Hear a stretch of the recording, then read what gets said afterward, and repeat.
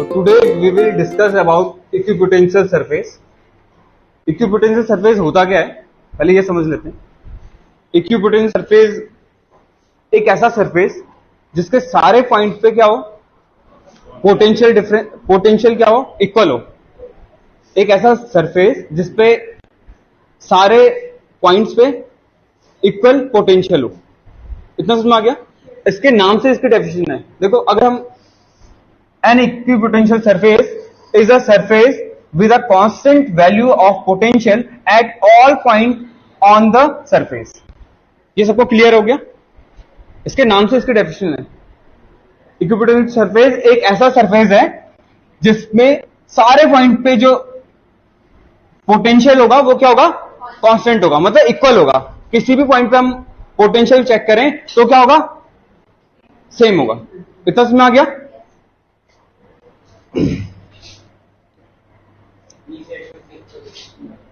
अच्छा, तो अब हम इक्विपोटेंशियल सरफेस को समझ लेते हैं क्या होता है।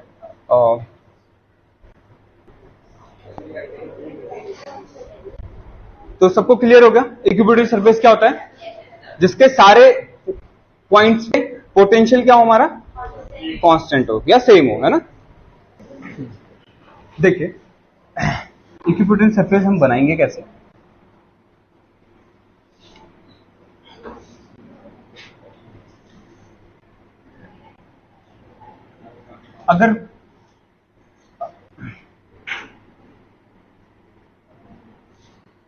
अगर मुझे इक्विपोटेंशियल सरफेस ड्रॉ करना है तो मैं मान लेता हूं, देखो कि एक हमारे पास यूनिफॉर्म इलेक्ट्रिक फील्ड ई है, ठीक है। इस यूनिफॉर्म इलेक्ट्रिक फील्ड में अगर मुझे इक्विपोटेंशियल सरफेस अगर ड्रॉ करना है तो मैं कैसे करूंगा।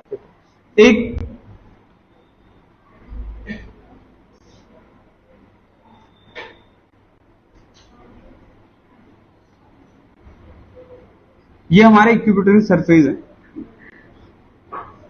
तो इस सरफेस के किसी भी पॉइंट पे अगर हम देखें तो हमारा क्या होना चाहिए, पोटेंशियल सेम होना चाहिए। सपोज हो सकता है, देखो जो ये वाला सरफेस है इस पे जो पोटेंशियल है वो 100 वोल्ट है सपोज, ठीक है। इस पे जो पोटेंशियल है वो है हमारा 80 वोल्ट, इस पे हमारा कितना है 60 वोल्ट। अच्छा, आप ये देखिए, जैसे जैसे इलेक्ट्रिक फील्ड की डायरेक्शन में हम जा रहे हैं तो आपको क्या दिख रहा है कि पोटेंशियल हमारा क्या हो रहा है, डिक्रीज हो रहा है, पोटेंशियल डिक्रीज होगा, ठीक है। तो ये बात भी आपको ध्यान रखनी है कि जब भी हम इक्विपोटेंशियल सरफेस ड्रॉ करते हैं तो हमारा जैसे जैसे हम इलेक्ट्रिक फील्ड के डायरेक्शन में जाएंगे हमारा इलेक्ट्रिक पोटेंशियल की वैल्यू भी क्या होगी, कम होगी। अच्छा, ऐसा क्यों होगा, ये रीजन क्या है इसका कम होने का। अगर तुम एक मैग्नेट की बात कर लें, अगर हम एक मैग्नेट को रखें, देखो अगर एक मैग्नेट है, ये मैग्नेट है हमारा, ठीक है। इससे जैसे हम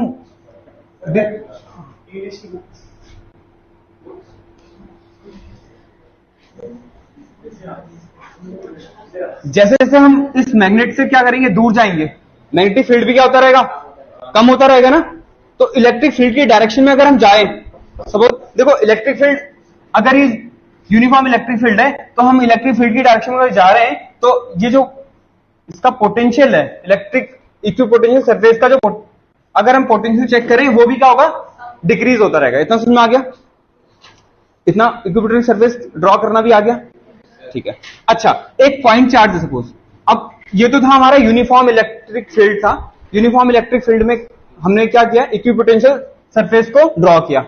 इतना सबको समझ में आ गया कैसे कर ड्रॉ करना है। अगर मैं बोलूं एक हमारे पास पॉइंट चार्ज है, सपोज ये पॉइंट चार्ज है, इस पॉइंट चार्ज की वजह से बताओ इलेक्ट्रिक इक्विपोटेंशियल सरफेस जो होगा वो कैसे ड्रॉ करेंगे हम। देखो इसकी वजह से, देखो एक ये है, देखो ये जो अगर इसके चारों तरफ अगर मैं एक स्पेयर बनाऊं, ठीक है, तो ये जो स्पेयर होगा इसकी रेडियस तो हर जगह से क्या होगी, बराबर होगी ना डिस्टेंस। तो इस चार्ज इस सरफेस पे अगर मैं देखूं, ये जो सरफेस है ये इक्विपोटेंशियल सरफेस होगा। इसके किसी भी पॉइंट पे अगर मैं क्या करूं, चेक करूं, ए बी सी कुछ भी मान लो, इस स्पेयर पे बहुत सारे पॉइंट मान लो, कितने भी पॉइंट है, इस सब पॉइंट पे अगर मैं पोटेंशियल चेक करूं तो सब पे क्या होगा, इक्वल होगा। तो ये हमारा क्या होगा, इक्विपोटेंशियल सरफेस। इतना समझ आ गया? ठीक है। अच्छा, इसके बाहर अगर मैं एक और बना दूं सरफेस, तो ये भी इक्विपोटेंशियल सरफेस होगा। बहुत सारे ड्रॉ कर सकते हैं ना, तो पॉइंट चार्ज के चारों तरफ तो हम बहुत सारे क्या कर सकते हैं, बहुत सारे बहुत सारे इक्विपोटेंशियल सरफेस खींच सकते हैं ना।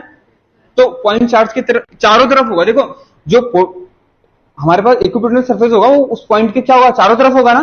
तो एक तरह का स्पेयर ड्रॉ करेंगे ना। तो इसके ये कितने भी हम सरफेस ड्रॉ कर लें, इन सबका क्या होगा, पोटेंशियल क्या होगा, सेम होगा। किसी भी पॉइंट पे हम चेक कर लें। देखो, ये नहीं बोल रहा मैं कि इसका ये फर्स्ट वाला और सेकंड वाले का बराबर होगा, ये नहीं बोल रहा, ये कहीं नहीं बोला मैंने क्या बोला, इस पॉइंट, तो ये पहला वाला सर्कल था, अंदर वाला जो सर्कल है, इसके सभी पॉइंट पे पोटेंशियल क्या होगा, सेम।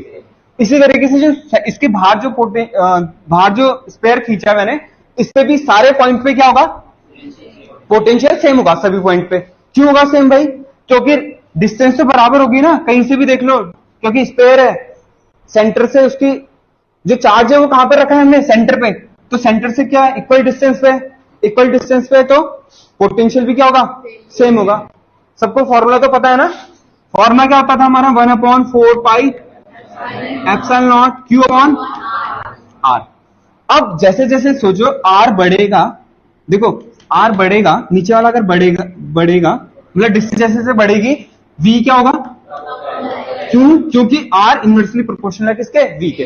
तो जैसे जैसे हम डिस्टेंस बढ़ाते रहेंगे, हमारा जो पोटेंशियल है वो भी क्या होगा, डिक्रीज होता रहेगा। अब ये देख लो, यहां पर देख लो, जो फर्स्ट वाला है इसमें पोटेंशियल ज्यादा हो, इसके अंदर वाले सर्कल स्पेयर में क्या होगा, पोटेंशियल ज्यादा रहा होगा।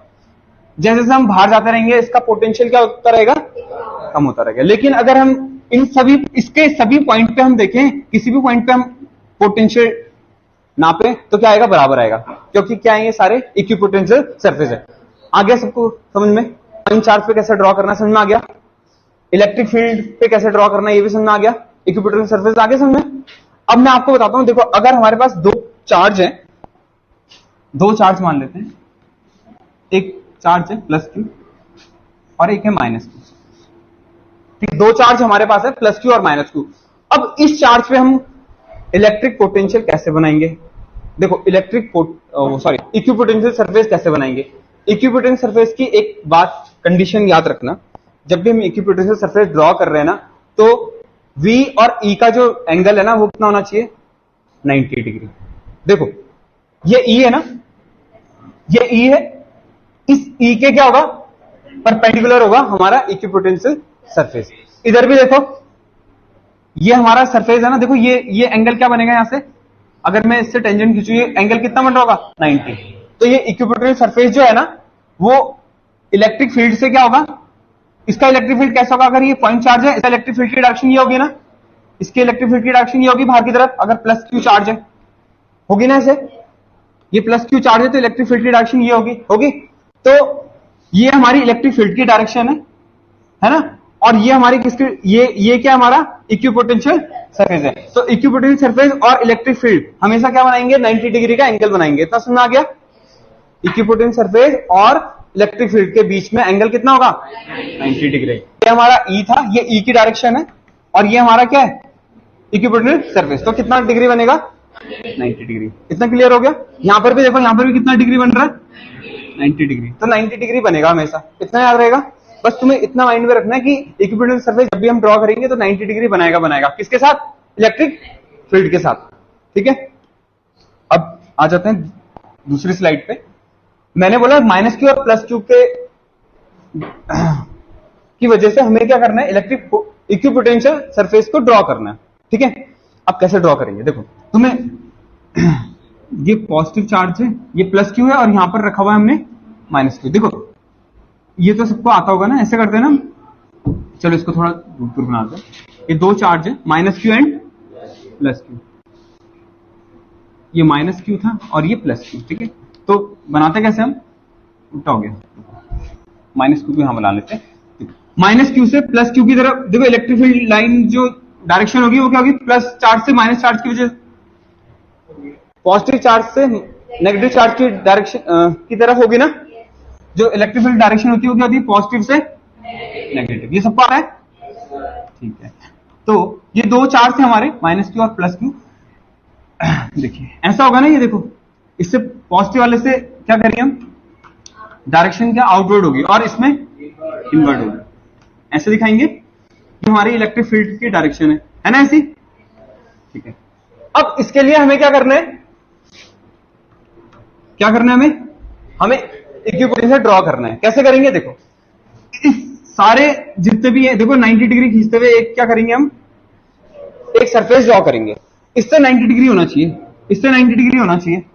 कर सकते हैं ऐसे, और बनाना है और बना लो, बना सकते हैं ऐसे, बना सकते हैं ऐसे नहीं, इससे 90 डिग्री बनाते हुए हमें क्या करना है, सरफेस ड्रॉ करना है। तो ये हमारा क्या होगा, इक्विपोटेंशियल सरफेस होगा। इतना समझ आ गया, ये ऐसे कर सकते हैं हम, कर सकते हैं ऐसे, बिल्कुल। तो ये हमारा 90 डिग्री बनाते हुए जो सरफेस होगा ना, ये हमारा क्या होगा, इक्विपोटेंशियल सरफेस होगा। इतना क्लियर हो गया सबको, ठीक है।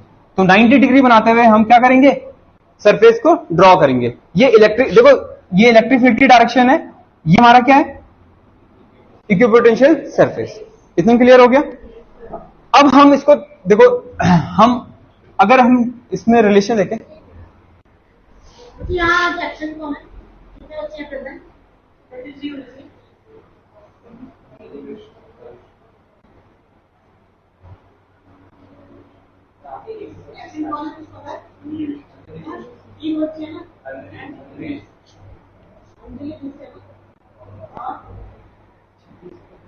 एक बच्चा और कॉमर्स का है,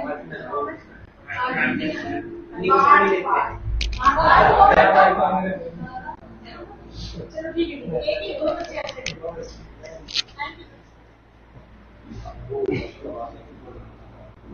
अच्छा अब हम समझते हैं, देखो इक्विपोटेंशियल सरफेस में हमने जो देखा, देखो जो ई होता है हमारा, ई सबको पता है, ई का फॉर्मूला क्या होता है, ई इक्वल्स टू कितना होता था, आर स्क्वायर। वेरी गुड, ये सबने आपने पढ़ा होगा। अच्छा, और वी कितना होता है, क्यू अपॉन। अब मुझे एक बात बताओ, अगर मैं ई में ना एक आर से मल्टीप्लाई कर दूं, है ना, एक आर से अगर मैं मल्टीप्लाई कर दूं, ई में अगर मैं आर की मल्टीप्लाई कर दूं, तो वो क्या बन जाएगा भाई, वो वी बन जाएगा। बनेगा कि नहीं बनेगा, बन सकता है ना। तो इसको ऐसे याद कर लेंगे हम, अगर इसमें मैं एक आर से मल्टीप्लाई कर दूं, आर से आर कैंसिल हो जाएगा, वो हमारा क्या बन जाएगा, वी। तो सीधा सीधा हम वी इक्वल टू कितना लिख सकते हैं, ई इंटू, है ना, आर बी आर, है ना, मतलब डिस्टेंस की इंटू हम किससे करेंगे। और अगर हम वेक्टर फॉर्म में देखें तो क्या होगा, ये हमारा फॉर्मूला होगा, ठीक।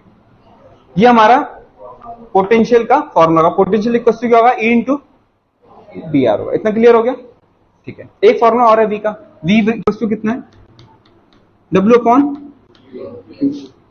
ये वर्क डन बाय क्या है, एक्सटर्नल फोर्स है। यहां पर जो डब्ल्यू है वो क्या है, work done by external force.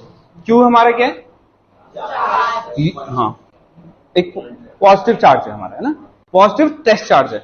इतना सबको पता है, ठीक है। तो ये दो फॉर्मूले थे हमारे पोटेंशियल निकालने के। अब इसमें एक चीज देखो, तो ये ई है ना, ई कैसी क्वांटिटी हमारी, अच्छा जितने भी फील्ड हैं, चाहे वो इलेक्ट्रिक फील्ड हो चाहे मैग्नेटिक फील्ड हो, सारी जितने भी फील्ड्स हैं वो वेक्टर, एक वेक्टर होगी या स्केलर, वो वेक्टर है। अगर मैं बोलूं मैग्नेटिक फील्ड, मैग्नेटिक फील्ड कैसी क्वांटिटी होगी, vector quantity. Electric field vector quantity. तो जो भी हमारे इलेक्ट्रिक फील्ड हो गया, मैग्नेटिक फील्ड हो गया, ये सब कैसी क्वांटिटीज है, वेक्टर क्वांटिटीज है। इलेक्ट्रिक चार्ज कैसी क्वांटिटी है, scalar. Very good. Electric charge अगर मैं पूछूंगा तो स्केलर है, ठीक है। और इलेक्ट्रिक फील्ड अगर मैं पूछूंगा तो वेक्टर है, ये सबको पता है ना। और वी पोटेंशियल कैसी क्वांटिटी है, वी स्केलर है, सही बात है ना। पोटेंशियल क्या है, स्केलर हमारा।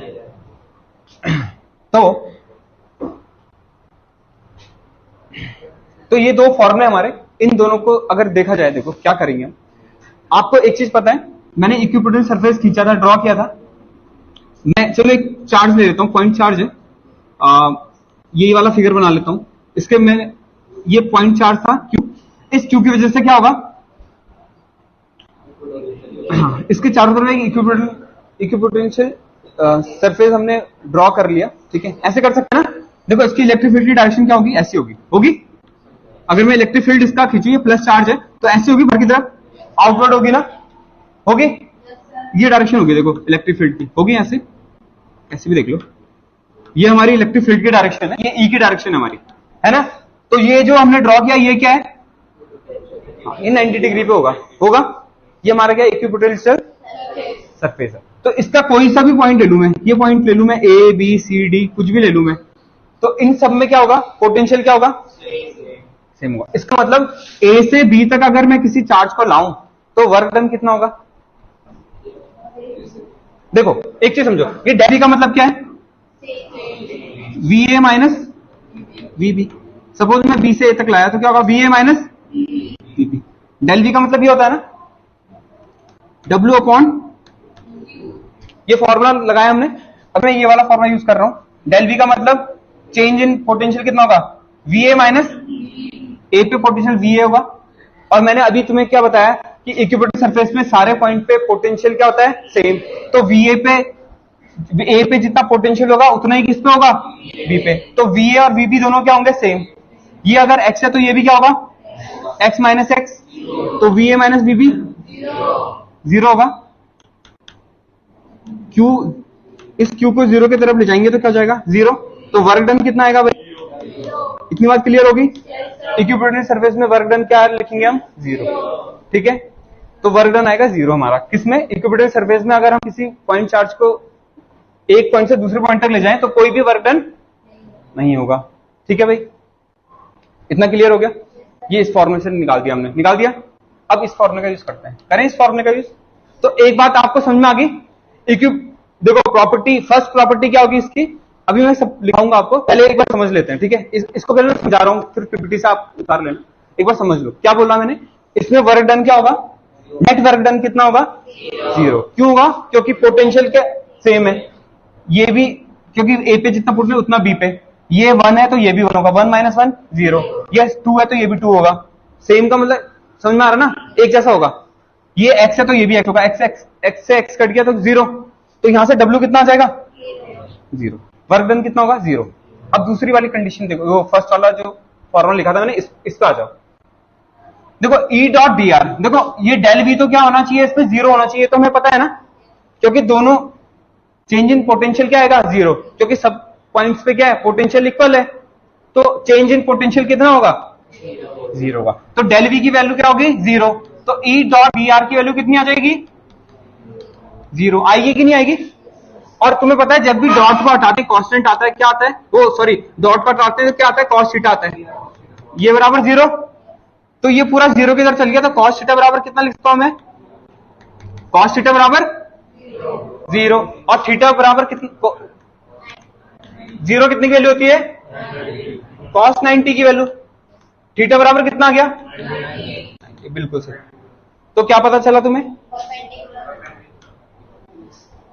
पता चला, ये सपोज डी आर है, हाँ, डी आर और ई, इन दोनों के बीच ये डी आर एक्चुअल में क्या है, ये डिस्टेंस है यहां से। तो ये हमारा मतलब ये इक्विपोटेंशियल सरफेस की डिस्टेंस है, और ये ई इलेक्ट्रिक फील्ड है। इन दोनों के बीच का जो एंगल होगा वो हमेशा कितना होगा, ये बात क्लियर होगी।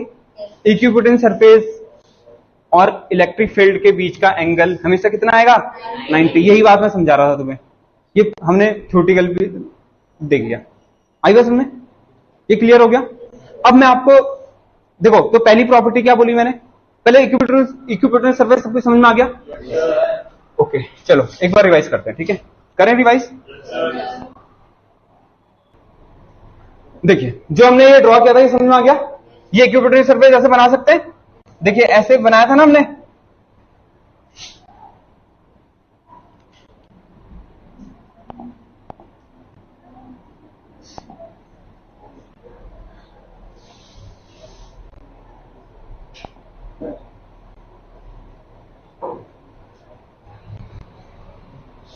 एक बार इसे देख लेते हैं, स्लाइड में देख लेते हैं। देखिए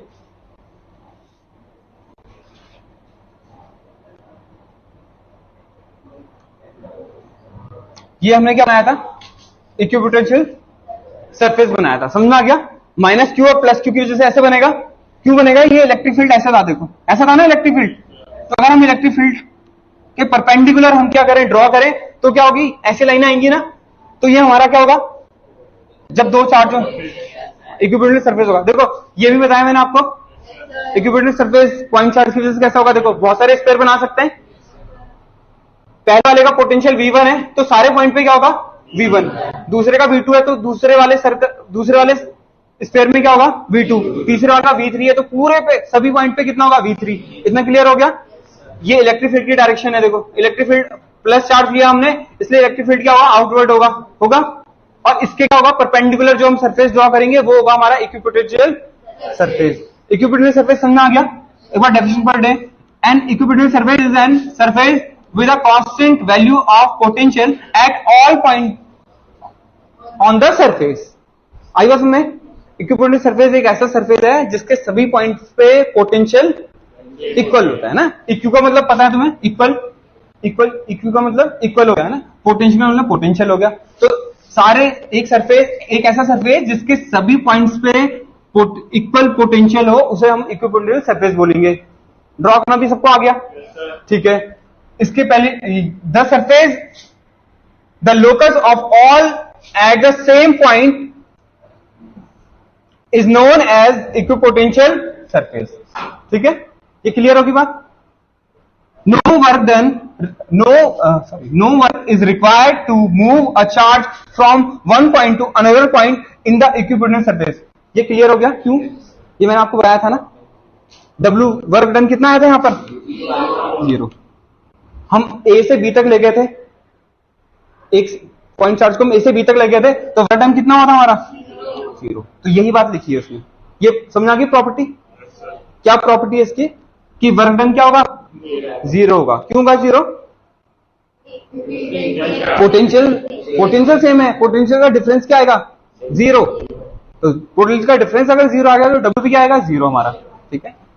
in other word, any surface with same electric potential at every point is termed as an equipotential surface। आगे बात सुनना, इतना क्लियर है सबको? यहां तक कोई दिक्कत, कोई परेशानी, सब क्लियर है ना। आगे चले, next point, EDL equal to 0। ये समझ आ गया। ये DR लिख सकते हैं या DL लिख सकते हैं, एक ही बात है। ये मैंने आपको बता दिया। इसको हम 0 के इक्वल रखेंगे। ये समझ आ गया। अच्छा, ये नेगेटिव साइन क्या है, डायरेक्शन क्या होगी, अपोजिट होगी, है ना। जो एक्सटर्नल वर्क फोर्स है हमारा, जो वर्क डन हो रहा है एक्सटर्नल फोर्स से, वो वर्क डन के वो जो एक्सटर्नल फोर्स है वो अपोजिट डायरेक्शन में हमारा, इसलिए नेगेटिव का साइन आएगा ना। तो कुल मिला के EDL या EDR कुछ भी लिख सकते हैं। EDL cos theta equal to 0, तो थीटा कितना आ जाएगा हमारा 90 डिग्री। इसका मतलब हमें क्या पता चला, थीटा 90 आने का मतलब क्या है, E और इक्विपोटेंशियल सरफेस दोनों क्या है, एक दूसरे के परपेंडिकुलर है ना। This implies that E is normal to the equipotential surface. जो इलेक्ट्रिक फील्ड है वो इक्विपोटेंशियल सरफेस के क्या होगा, परपेंडिकुलर होगा, नॉर्मल पे होगा। समझ में आ गई बात, इतना सबको क्लियर है। अच्छा, नेक्स्ट स्लाइड पे चलते हैं। Relation between field and potential. अच्छा, इससे पहले मैं आपको एक डेरिवेशन कराना चाहूंगा। पोटेंशियल एनर्जी ये हमने पढ़ लिया, ये नहीं पढ़ा, ये पढ़ लिया था ना। एक बार इसे रिवाइज कर लेते हैं। Potential energy of a system, एक सेकेंड ना, इसे पहले रिवाइज कर लेते हैं। इसे क्या पढ़ा हमने, potential energy of a system of charge. Consider the, ये समझ में आ गया था, नहीं आया समझ में? देखिए,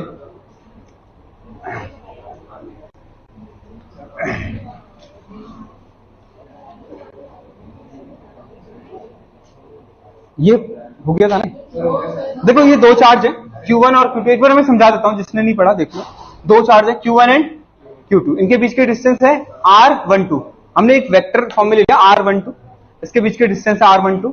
तो हमारे पास जो वर्क डन होगा, देखो एक्चुअली में जो पोटेंशियल एनर्जी है वो किसके इक्वल होती है, वर्क डन के होती है ना। तो potential energy is equal to work done, ये सबको पता है। तो हम सीधा सीधा वर्क डन जो निकालेंगे वो किसके इक्वल होगा, पोटेंशियल एनर्जी के। तो वर्क डन बराबर कितना होता है, फोर्स इंटू डिस्प्लेसमेंट। तो फोर्स इंटू डिस्प्लेसमेंट अगर हम करते हैं, देखो